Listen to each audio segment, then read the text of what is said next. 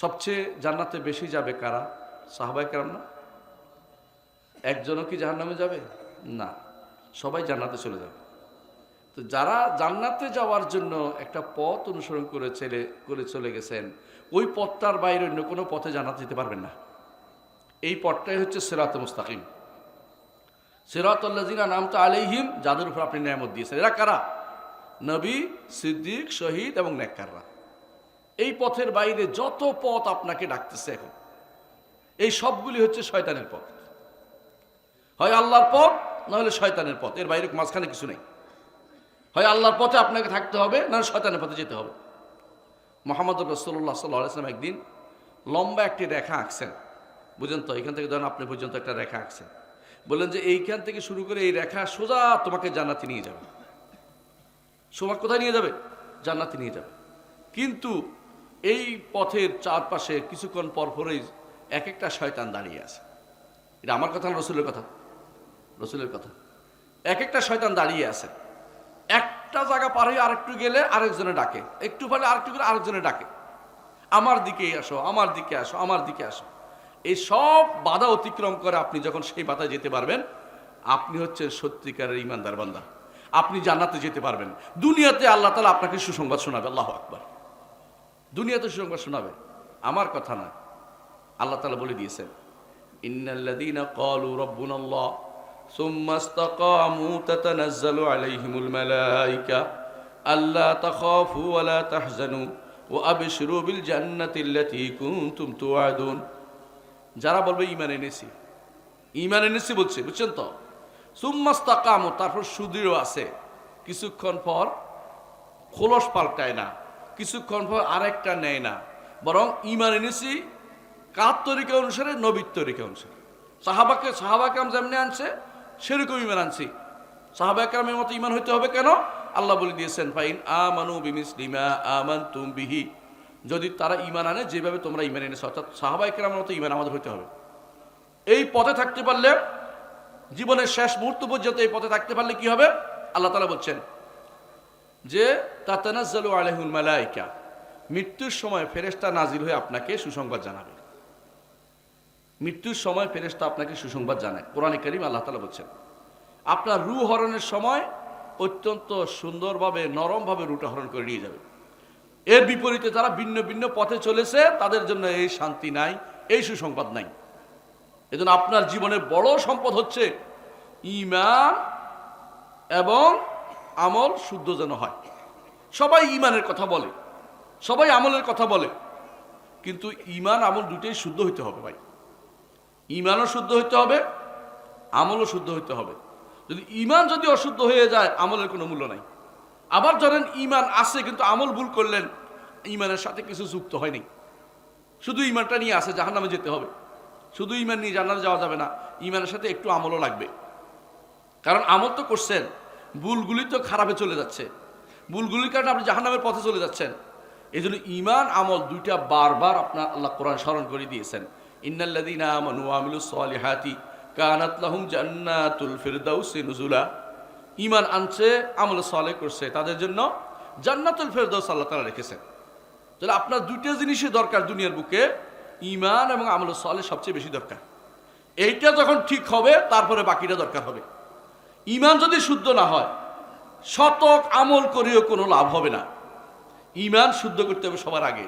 এই ঈমানটাকে আমরা আকীদা নাম দিয়েছি। ঈমানটাকে আমরা আকীদা বলি, বুঝছেন কিনা কথাটা?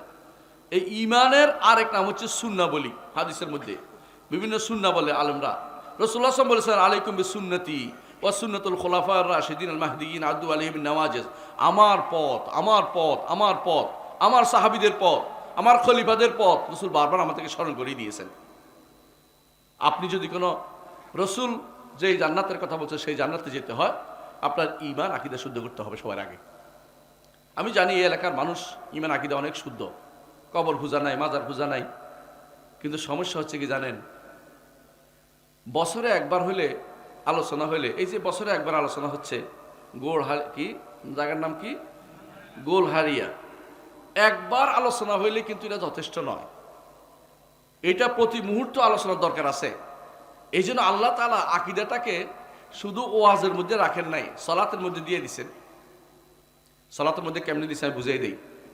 আপনি যখন বলেন আলহামদুলিল্লাহ রাব্বিল আলামিন, আপনি কার জন্য প্রশংসা করছেন? আল্লাহ, ঠিক না? তো আপনার ইবাদত আল্লাহর জন্য নিবেদিত হয়েছে। আর রহমানির রহিম, তিনি রহমান রহিম, তার নামও গুণে স্বীকৃতি দিয়েছেন।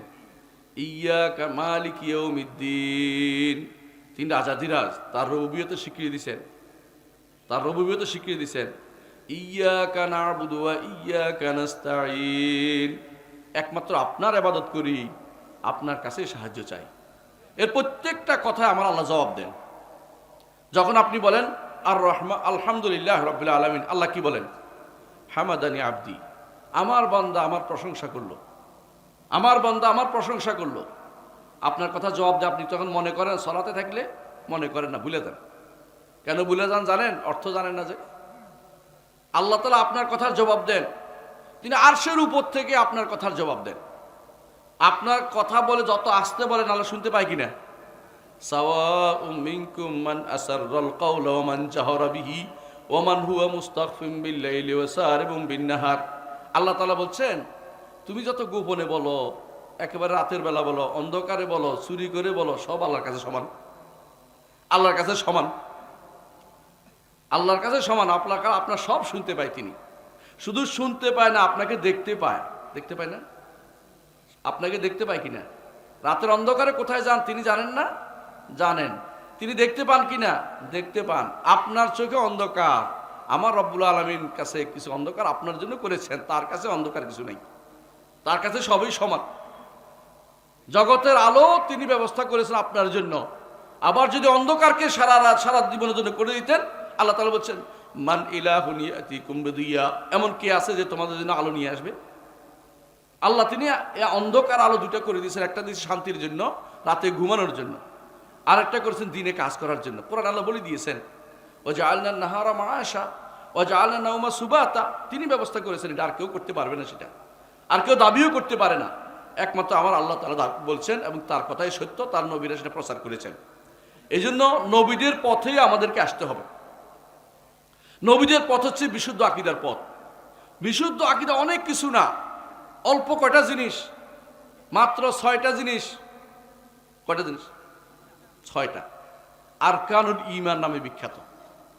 আরকানুল ঈমান, আল্লাহর উপর ঈমান কিভাবে হবে, রাসূলদের উপর ঈমান কিভাবে হবে, কিতাবের উপর ঈমান কিভাবে হবে, আখিরাতের উপর কিভাবে ঈমান কিভাবে রাখতে হবে, তাকদীর উপর ঈমান কিভাবে রাখতে হবে। এই 6টা জিনিস আপনি, ফেরেশতাদের উপর ঈমান কিভাবে রাখতে হবে, 6টা জিনিস শুধুমাত্র আপনি ঠিক করেন, আপনার ঈমান শুদ্ধ হয়ে যাবে। কঠিন কিছু না। এই 6টা জিনিস ঠিক করলে আপনার আকীদা শুদ্ধ।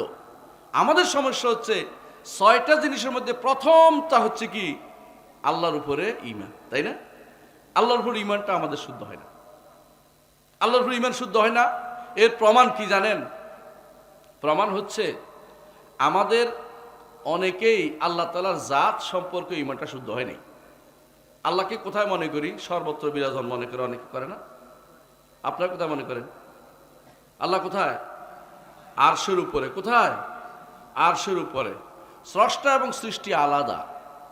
অনেকে যারা বলে, ধরেন অনেকেই বলে কুদরতি পায়ে সিজদা করেন আল্লাহ, অনেকে বলে আল্লাহর পায়ে সিজদা করে, দুটো কাফের, ঈমানদারে না। কারণ স্রষ্টা কোথায়? আলাদা, সৃষ্টি আলাদা। স্রষ্টা সৃষ্টির ভিতরে কোনো দিনে না। স্রষ্টা সৃষ্টির ভিতরে যারা মনে করে তারা ঈমানদার না, তারা এখনো হিন্দু রয়ে গেছে। হিন্দুরা বিশ্বাস করে যে স্রষ্টা সর্বত্র বিরাজমান। হিন্দুরা বিশ্বাস করে ঈশ্বর সর্বভূতে বাস করে। মুসলিম বিশ্বাস করে আল্লাহ তাআলা বলছেন ইন্না রাব্বাকুমুল্লাহুল্লাযী খালাকাস সামাওয়াতি ওয়াল আরদা মা বাইনাহুমা ফি সিত্তাতি আইয়াম সুম্মা ইসতাওয়া আলাল আরশ। আল্লাহ তাআলা বলছেন তোমাদের রব তো তিনি, যিনি আসমান এবং জমিন 6 দিনে সৃষ্টি করেছেন, তারপর তিনি আরশের উপর উঠেছেন। আমাদের কথা আল্লাহ বলছে। প্রতি শুক্রবারে ফজরের সালাতে এই সূরাটা কিন্তু আমরা পড়ি। সূরার নাম কি জানেন? আলিফ লাম আস-সাজদা। আলিফ লাম আস-সাজদা। ফজরের সালাতে সূরা পড়ার অর্থ হচ্ছে আপনাকে স্মরণ করিয়ে দিতে বলতেছে যে আল্লাহ তাআলাকে তুমি ভিতরে মনে করিও, আল্লাহ তাআলা আরশের উপরে। আল্লাহ তাআলা আরশের উপরে। অনেকে মনে করে আরশের উপর থেকে হয়তো তার ধারণাই হচ্ছে না কিভাবে সেটা সম্ভব। এত শোনা একটা উদাহরণ দিলে বুঝতে পারবেন। মালাকুল মউত চিনেন কিনা? মালাকুল মউত চিনেন? আপনারা যারা আজরাইল বলেন, তাই না? আজরাইল নামে কোনো ফেরেশতা নাই। এটা আমাদের দেশে হুজুরা বানাইছে। আজরাইল নামে ফেরেশতা নাই। ফেরেশতার নাম হচ্ছে মালাকুল মউত, মৃত্যুর ফেরেশতার নামে এটা। আজরাইল নামে কোনো ফেরেশতা নাই। ফেরেশতার নামটা কি? মালাকুল মউত, মৃত্যুর ফেরেশতা। মৃত্যুর ফেরেশতার সামনে সারা বিশ্বটা একটা ডালা, মাছের ডালা দেখছেন তো? মাছের ডালা বুঝেন? আপনি বাজার থেকে মাছ নিয়ে আসছেন, মাছটা কি করেন? ডালার মধ্যে ঢালেন না? আপনার বউ কি করে? ময়লাগুলি আলাদা করে, এটা করে, ওইটা করে, তারপর রান্না বান্না করে, বুঝছেন তো? মালাকুল মউত এত বড় যে তার সামনে সারা বিশ্বের মানুষগুলো একটা মাছের ডালার মধ্যে আছে। যারে ইচ্ছা তারে মারে, যারে ইচ্ছা তারে এদিক সরাই দেয়, যারে ইচ্ছা তারে এটা করে। এটা হচ্ছে কি? মালাকুল মউতের কাছাদি। একটা সৃষ্টির সামনে যদি সারা বিশ্বটা এত ছোট হয়, আমার রব্বুল আলামিনের সামনে আপনারা কত ছোট, একটু চিন্তা করে দেখছেন? কিছুই না মালাকুল মউত তার কাছে। আমার রব্বুল আলামিনকে যদি কোনো আপনি ধারণ করতে, বিশুদ্ধ আকীদা তার ধারণ করতে হয়, তার আজমতকে ধারণ করতে তিনি কত বড় সেটা আপনাকে মনে করতে হবে। আসমান এবং জমিন, আসমান এবং জমিন এবং এর মাঝখানে যা আছে, এর সব কিছু আমার রব্বুল আলামিনের মুষ্টির ভিতরে থাকবে। মুষ্টি বুঝেন? মুঠ বুঝেন? আপনার মুঠ না, আল্লাহর মুঠ মনে করেন। আল্লাহর মুঠটি দেখাচ্ছি না, বলছি মুঠ বুঝানোর জন্য। আল্লাহ তাআলার মুষ্টির ভিতরে আল্লাহ বলছেন ওয়াল আরদু জামিআন কবদাতুহু ইয়াউমাল কিয়ামা। কিয়ামতের দিন সমস্ত জমিন আল্লাহর মুষ্টির ভিতরে থাকবে। আল্লাহু আকবার। জমিন কত কিছু জানেন? কত বড় এই জমিন? তো অনেক বড়। কিন্তু এই জমিন যদি আপনি, যারা এখন এই আকাশ নিয়ে গবেষণা করে, তারা বলছে জমিন একটা বড় কিছুর মাঝে ছোট্ট একটা ফোঁটা, বিশাল একটা দেশের মধ্যে একটা ফোঁটার মতো পড়ে আছে একটা, এটা হলো জমিন। আর পুরো সবগুলি জমিনগুলো সহ আসমান এবং জমিনের মাঝখানে যা আছে সবগুলিকে আল্লাহ মুষ্টির ভিতরে রাখবেন। আর আসমানকে কি করবেন? আসমান দেখছি কেউ? আসমান দেখছেন? কারো দেখা সম্ভব হয়েছে? কেউ দেখে নাই। আসমান দেখছে দুইজনে মানুষের মধ্যে। একজন যাইয়া আর আসে নাই, আরেকজন যাইয়া আবার আসছে। একজন যাইয়া আসে নাই, আবার আসবে। উনি কে? ঈসা আলাইহিস সালাম। তিনি উপরে গেছেন কিন্তু এখনো আসেন নাই, আসবেন। আরেকজন গেছেন, সপ্ত আসমান ভেদ করে গেছেন, আবার আসছেন। তিনি হচ্ছেন মুহাম্মদুর রাসূলুল্লাহ সাল্লাল্লাহু আলাইহি ওয়াসাল্লাম। তিনি উপরে গেছেন, যাইয়া আসমান দেখেছেন, তারপর আসছেন।